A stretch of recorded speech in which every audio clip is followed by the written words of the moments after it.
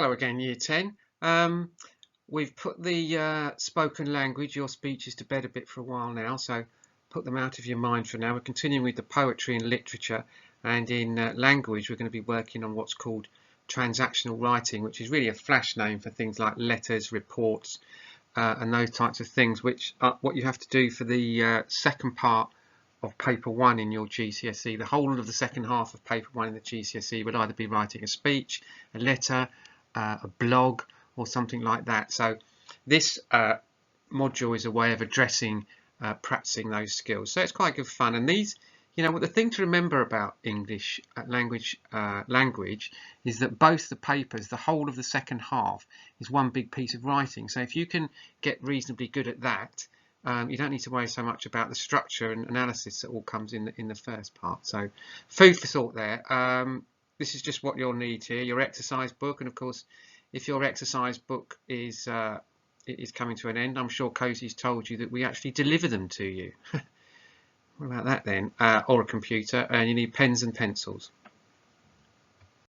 Our learning objective today is to practice transactional writing via the theme park project. So your title is the theme park project.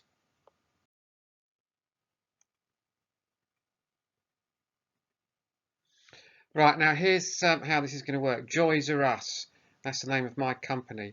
We're a theme park development company on the lookout for a company with new and fresh ideas to work with to design and develop a new theme park. You, each individual one of you, are the young, fresh face of the theme park world, and you will be competing against each other's companies to pitch your ideas to the elusive head honcho of Joys Are Us, Mr. Houghton. That's me. I am the elusive multi-millionaire owner of this company which finances and builds theme parks. You are the young hotshot designers and people who come up with ideas. So you're going to sell your ideas to me. There will be a variety of stages which you have to complete before the final pitch, competing against the other companies. We will be exploring different skills through the unit, and that's when we're going to focus on these transactional writing skills. So as I've already said, transactional writing skills in this unit. These include letters, reports, articles, leaflets, blogs, speeches. You're usually asked in the GCSE to persuade, advise, inform, explain, argue, describe. Your audience can be varied. It can be peers, friends, family, head teacher, general public. So you might have to write formally, you might have to write informally, and so on. But don't worry too much about that for now. As the module goes on, I'll explain each time it comes up how it fits into the exam. So here we are at stage 1, which is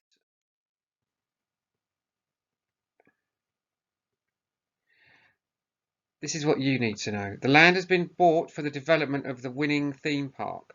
So whichever one of you wins, the land is already bought. You need to consider how to deal with the following though. These are potential problems or challenges that you have to overcome. There is a lake on the land. How can that be worked around or incorporated? I'd imagine you could build that into one of the rides somehow. There is an old protective ruin on the land. How will you ensure that it is not damaged?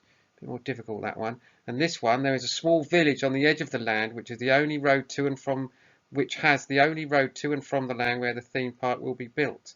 What will you do to ensure the village people don't object to your plans? So all the traffic for the theme park is going to have to go past this village.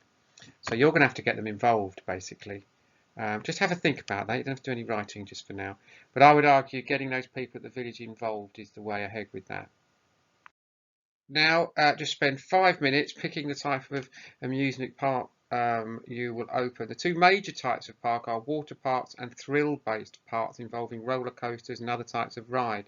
There are 7 major types of theme, though many parks combine several of them: adventure, thrill rides, mystery and action, futurism, discovery, exploration, science, robotics and science fiction, international, flavours of the world, areas with national themes, nature, animals, garden, natural wonders, fantasy, cartoon characters, magic, myths and legends, history and culture, historical ambience, areas with period themes, movies, rides based on films, stunt shows and behind the scenes. Choose one of those for yours. And there you go, just 5 minutes to do that, so don't overthink it, just pick one.